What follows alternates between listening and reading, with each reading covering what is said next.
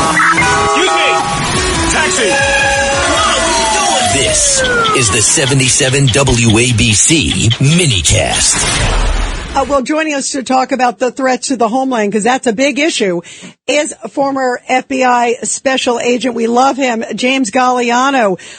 James, let's get to some of the big threats and the things we have to worry about here in the homeland, because that was a huge focus today on Capitol Hill at these threat assessment hearings. Yeah, absolutely, Rita. Great to join you guys as always. And I was certainly hanging on the edge of my seat listening to the great KT McFarland there talk about it. And really, let's start off with Iran. So we understand that Iran is 7,000 miles away from us. We understand that their military and their capabilities in the nuclear realm and in the ballistic missile realm have been severely degraded, if not almost completely destroyed by our great military over there. But that's not how Iran fights. Iran fights with terrorist proxies. They obviously have leveraged Hezbollah. And look, I'm old enough to remember 4 months after swearing in as a West Point cadet in July of 1983, when Hezbollah conducted a terror strike on the Marine Corps barracks in Beirut, Lebanon. 241 Marines were killed in that attack. And then in 1988, when Lieutenant Colonel William Higgins was captured and kidnapped as part of a peacekeeping mission. They tortured him. 15 months later, they hung his body up to basically try to show that the great Satan was impotent and couldn't do anything about it. To see where we are now, what are the threats? Well, the FBI director just about a week ago released a memo that stated that Iranians proxies are working to get drone strikes into America, in particular in Los Angeles. Now, is that realistic? Well, I can tell you I'm a little familiar with the Iranian drone program. It's vastly different than the great program we have with the Predators and the Reapers and the Avengers. We have bigger payloads. Obviously, the drones cost more. Obviously, they transit much further. The Iranians can't do that. Theirs are, I'm going to use another historical perspective here or context. They're like the Scud missiles that Saddam Hussein unleashed on the Middle East and on Israel during the first Persian Gulf War. So is it a potential threat? Yes. Is it something that we should be concerned about lethality? Yes. But the notion that Iran or its proxies could do that, I think, is pretty far-fetched. You know, James, you were the head guy in Mexico for the FBI for a number of years. I keep thinking about the wide open southern border, like who's here? What are they planning? Because we've seen a couple of these individual attacks, sadly, in the last week or so. And somewhere it was the two guys in New York. But for the most part, it's sort of these lone wolves. But I'm wondering who's here? Like there are so many different issues between Iran or even their pals like the Chinese. I remember John and I would always talk about all these like well-dressed military Chinese guys who came through the border doing target practice. I won't forget those 20,000 of them that came through. Right. Whatever happened to them, nobody talked about. Well, the 2 million gotaways. Right. That we have no idea. And you don't know what they were carrying on them when they got away. So how concerned should we be about all of that, James? Yeah, I think all of you are hitting the nail on the head. Obviously, President Trump and his administration has done a great job working with CBP to ensure that the 2,000-mile border we share with our southern neighbor has been more or less closed off. The biggest concern, and you pointed out, it's not just the Iranians, it's also the Chinese, it's also the Russians, and it's also North Korea. So people think that, if you suggest that the border should be secure and we should vet immigrants coming into our country, that you're a xenophobe, you're a racist, and you're a bigot. No, we're not concerned about the migrant coming here for a better life. We're concerned about bad state actors, or in the instance of like the ISIS-inspired folks. I mean, you talked about it last week. In a 2-week period, 4 individual attacks, one in Austin, Texas. The next one was in New York City by Gracie Mansion.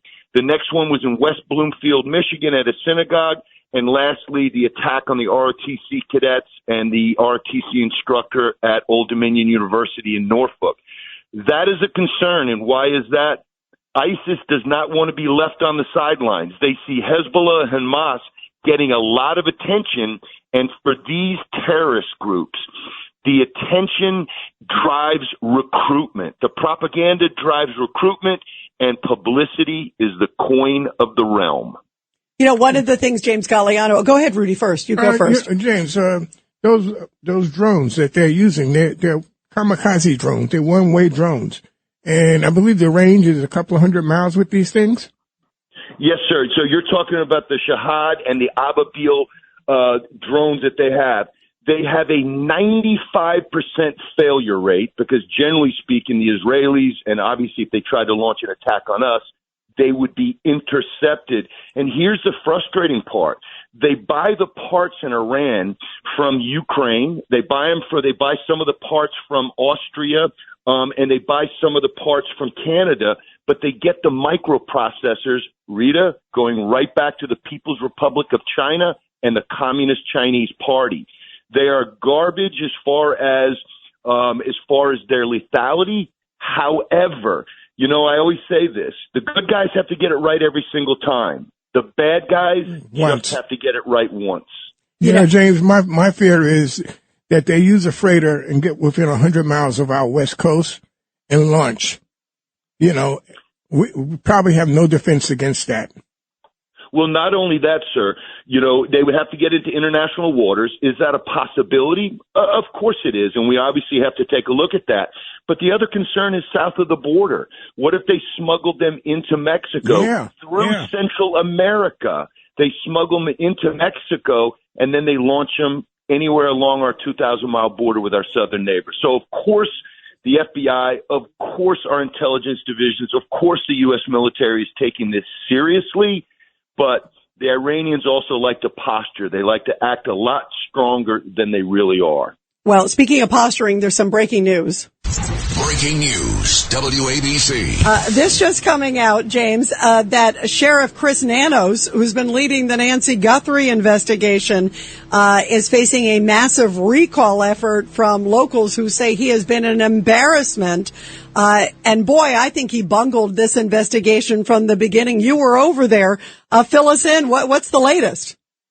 Yeah, I spent 2 weeks in Tucson shortly after Mrs. Guthrie was sadly abducted with Fox News, and I got to tell you, being on the ground there and getting a good sense of what the people think about Sheriff Nanos, I'm always careful about criticizing law enforcement. I think it's unfair sometimes to do it from the comfort of my couch, but with what I saw there and understanding the context of why this sheriff did not want the FBI to take over this investigation, didn't share anything about the investigation for 48 hours, shipped out all of the evidence to a private laboratory for analysis in Florida, and avoided going through Quantico and the great FBI lab there. I think this recall was a long time coming. The FBI had a couple of investigations into him in the department years ago. I don't think he's ever forgotten that, Rita. And from what I understand, you know, Pima County is about 1.2 million people, 9,000 square miles. 500 people have started this up, and they've carried enough petition signatures and collected enough beginning on March 12th, I believe it was. And I think there's a good chance that he could potentially be recalled. I wish I could vote from here. I wish I could submit my view. We can vote against him.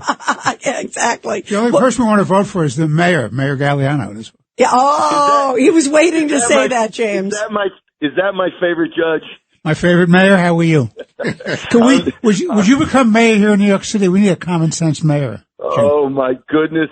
If I could only move 60 miles south and move into the 5 boroughs where I spent many years working, I spent a couple of years living. New York City is a great city, but my goodness, yes, I would probably have a different approach than the current mayor you have at the helm right now. I don't know if you saw, he used St. Patrick's Day to talk about the genocide quote on Palestine. That was a new one. Yeah, the Irish were very happy about that. Yeah. What about we love the Irish people? I was waiting for that line. Yeah, talk about polluting politics into something like that, St. Patrick's Day, which everybody gets behind. Everybody is at least part Irish that day, but of course he had to turn it into an opportunity to proselytize from his soapbox, and he's never going to miss a chance for that. Can you come to New York City just like the judge said, James? I'm coming down there just to meet the judge in person one day. He's a well-dressed guy. You got to really look good. Lunch on me, Mr. Mayor. Lunch on me. Sounds good, Judge. Love you guys.